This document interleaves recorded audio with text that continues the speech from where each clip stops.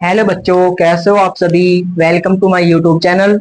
स्वागत है आपका अब आपके अपने यूट्यूब चैनल में स्मार्ट एक्सीलेंस कोचिंग सेंटर। तो आज मैं आपको कंडक्टिविटी पढ़ाने वाला हूँ। कंडक्टिविटी बोलो या फिर कंडक्टेंस बोलो, ठीक है, ये बोल सकते हो। तो चलिए देखते हैं कंडक्टेंस और कंडक्टिविटी क्या होता है। तो चलिए देखते हैं। तो जो कंडक्टेंस होता है, कंडक्टिविटी जो होती है, ठीक है, मैं आपको बताऊं उसमें जो ability of an electrolyte to conduct electric current in a solution. इसने बोला है जो इलेक्ट्रोलाइट होते हैं, जो उनकी एबिलिटी होती है क्या करने की, कंडक्ट करने की इलेक्ट्रिक करंट, ठीक है, एक सॉल्यूशन में। तो हम इसे बोल सकते हैं वो क्या होती है, डायरेक्ट क्या होती है, इनवर्सली प्रोपोर्शनल होती है किसके, रेजिस्टेंस के, ठीक है। तो जिसे हम क्या बोलते हैं, it is called as conductivity. And इसको हम रिप्रेजेंटेशन देते हैं किससे, हम इसको रिप्रेजेंटेशन देते हैं सी से, और आप इसको जी से भी रिप्रेजेंटेशन दे सकते हो। अब जो हमें इसने बोला है इस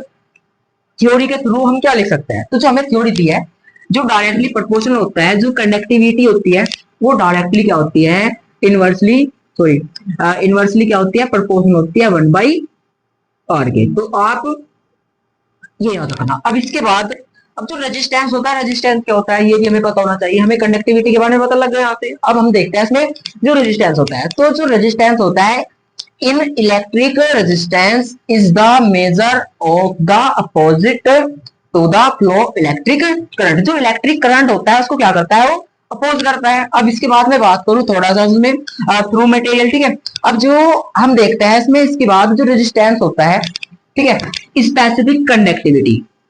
जो स्पेसिफिक कंडक्टिविटी होती है उसमें रेजिस्टेंस की अगर बात करें, तो जो रेजिस्टेंस होता है हमारे पास, यहाँ पे मैंने एक लाइन लिखी हुई है जो हमें इसमें दिख रही है, डिस्टेंस बिटवीन टू इलेक्ट्रोड क्या होगा, इलेक्ट्रोड प्रोपोर्शनल टू रेजिस्टेंस, ठीक है। तो जो फॉर एग्जांपल मेरे पास ये दो इलेक्ट्रोड है, जैसे ये मान लीजिए दो इलेक्ट्रोड है, इन दोनों के बीच की जो दूरी है, ठीक है, इलेक्ट्रोड नंबर ए और इलेक्ट्रोड नंबर 2, ठीक है, इसको मैं बोलता हूँ एनोड और इसको बोलता हूँ कैथोड। अब जो इन दोनों के बीच की दूरी होगी, ठीक है, उसके क्या रहेगा, जो रेजिस्टेंस होगा वो क्या होगा, डायरेक्टली प्रोपोर्शनल होगा, ठीक है।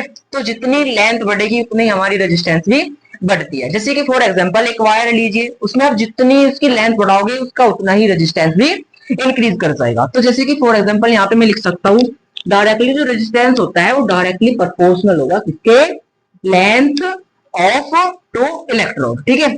अब जो हमारे पास आपने लिखा है कि जो रेजिस्टेंस होता है डायरेक्टली क्या है, प्रोपोर्शनल है लेंथ के, ठीक है। अब इसके बाद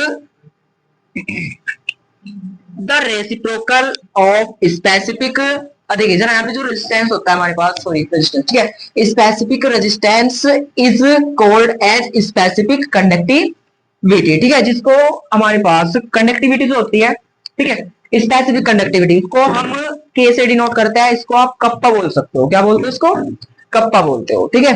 अब इसके बाद आगे चले हम पॉइंट नंबर 2 देखिए जरा, ठीक है। अब पॉइंट नंबर 2 में क्या कह रहा है, पॉइंट नंबर में हमको बोल रहा है, ये आपको समझ में आ गया, डिस्टेंस बिटवीन टू इलेक्ट्रोड, जो रेजिस्टेंस होता है वो डायरेक्टली प्रोपोर्शनल होता है किसके, लेंथ के। अब इसमें इसने बात की है सेक्शन कट ऑफ, ठीक है, यहाँ पे बात की है इसने सेक्शन कट ऑफ इलेक्ट्रोड। अब मान लीजिए ये इलेक्ट्रोड है, ठीक है, अब इसका सेक्शन कट कहां से है, ये देखिए जो मैंने इसको मान लीजिए फॉर एग्जांपल इसको ऐसे कट किया। अब इसका जो सेक्शन कट है, जो इसका एरिया है, इसके क्या होगा, cut off electrode of area, ठीक है, इनवर्सली क्या होगा, ठीक है, इनवर्सली, ठीक है, रेजिस्टेंस। अब इसमें देखो कैसे लिख सकते हैं हम इसको, जो हमारे पास इनवर्सली डायरेक्ट क्या है, प्रोपोर्शनल है, ठीक है। अब मैं इसको लिख सकता हूँ जो रेजिस्टेंस होता है, ठीक है, वो क्या होता है, प्रोपोर्शनल होता है 1/a के। मतलब जो एरिया होता है हमारे पास, मान लीजिए आप जितना एरिया बढ़ाओगे, ठीक है, अब यहाँ पे देखो जो एरिया है अगर आप इसको इंक्रीज करते हो तो हमारा जो रेजिस्टेंस होगा वो क्या होगा, डिक्रीज कर जाएगा। कैसे, अब मान लीजिए आपने एक वायर लिया, ये एक छोटा, देखिए इन दोनों में डिफरेंस आपको दिख रहा होगा। ये आपके पास बहुत एक मान लीजिए पतला सा, यानी कि बहुत थिन लेयर का क्या है हमारे पास, एक वायर है, और एक दूसरा वायर हमारे पास ये है, ये क्या है हमारे पास, एक बहुत ही क्या है, थिक लेयर में है, ठीक है, मतलब मोटी लेयर में है। अब जरा जितने इसका एरिया बढ़ता जाएगा उतना ही इसका रेजिस्टेंस क्या होता जाएगा, डिक्रीज करता जाएगा। और अगर मैं बात करूं लेंथ की, तो जितने आप लेंथ बढ़ाते हो उतना क्या होता है, जो रेजिस्टेंस होता है वो बढ़ता जाता है। लेंथ के साथ साथ क्या होगा, रेजिस्टेंस बढ़ेगा। लेकिन अगर एरिया बढ़ता है तो क्या होगा, रेजिस्टेंस कम होता जाएगा। क्यों? क्योंकि इसमें जो एरिया दिया है वो क्या है, डायरेक्टली, ठीक है, क्या दिया है, जो रेजिस्टेंस होता है 1/r के क्या है, प्रोपोर्शनल है। ठीक है, अब देखिए, अब हम यहां से देखते हैं जो स्पेसिफिक कंडक्टिविटी होती है, इसको आप बोल सकते हो के के इज इक्वल 1/रो। ठीक है, इसे रो से आप क्या करते हो, डिनोट कर सकते हो। ठीक है, तो अब हम यहां से एक रिलेशन निकाल सकते हैं ये सभी फॉर्मूलाज रख के। ठीक है, अब सबसे पहले ये देख लीजिए आप, यहाँ पे जो हमारे पास कंडक्टेंस होता है, कंडक्टिविटीज होती है, और जो रेजिस्टेंस होता है, इन सबकी जो हमारे पास यूनिट होती है, यूनिट क्या होती है, तो देखिए यहाँ पे मैं यूनिट लिख देता हूँ। जो स्पेसिफिक कंडक्टिविटी होती है उसकी यूनिट आप क्या लिखते हो, ओम इनवर्स लिखते हो। ठीक है, सॉरी, ओम सेंटीमीटर इनवर्स लिख सकते हो। ठीक है, और जो ऐसा यूनिट होती है इसकी, उसकी ऐसा यूनिट आप लिख सकते हो सीमेंस सेंटीमीटर, ठीक है, इनवर्स, ये आप इसमें लिख सकते हो। तो आई होप ये आपको क्लियर हो रहा होगा यहाँ पे। ठीक है, तो अब देखते हैं इसमें सबसे पहले हम जो स्पेसिफिक कंडक्टिविटी है, बंद कर दिया। ठीक है, अब फॉर्मूले रखते हैं। चलिए इसको जल्दी उतार लीजिए, फिर इसके बाद रब करने वाला हूँ। ठीक है, ये उतार लिया आपने, अब आगे चलते हैं, इसको मैं रब करने वाला हूँ, आगे चलते हैं, देखते हैं। चलिए अब हम देखते हैं इसमें रिलेशन क्या होता है। ठीक है, इसका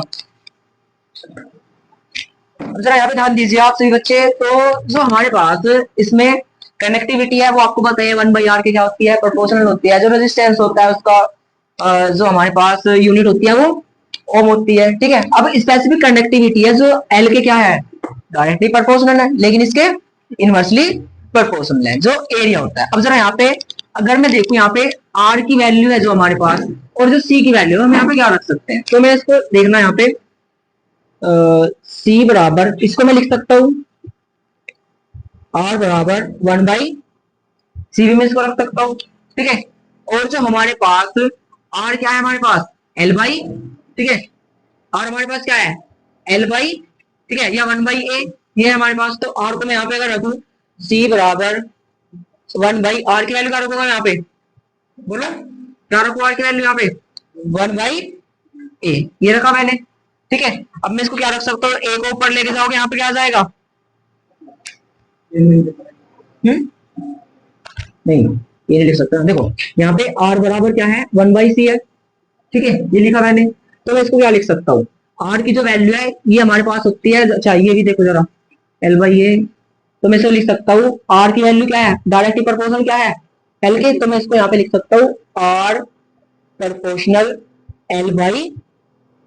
ठीक है, अब मैं आर की वैल्यू यहाँ पे अगर पुट करता हूँ यहाँ पे, तो मैं इसको ऐसे लिख सकता हूँ सी बराबर, इसको यहाँ से हटाता हूँ, चलो यहाँ पे लिखता हूँ सी बराबर, ठीक है, सॉरी, सी प्रोपोर्शनल आर की वैल्यू क्या रख दूं मैं यहाँ पे, L/a रख दूंगा। ठीक है, अब जो ये हमारे पास साइन होता है प्रोपोर्शनल का, तब तब ही हटता है, तब तब क्या आता है, कुछ ना कुछ कांस्टेंट आता है। तो हमारे पास कांस्टेंट आ जाएगा सी बराबर रो L/a।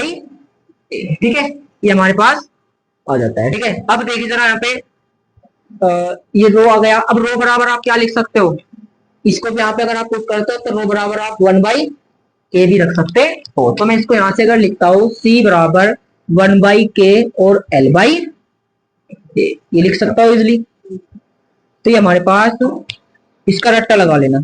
ओके, ये क्या होती है हमारे पास, कंडक्टिविटी होती है। ठीक है, तो आई होप ये आपको क्लियर हो रहा होगा। इसमें अगर कुछ भी डाउट है कमेंट करना।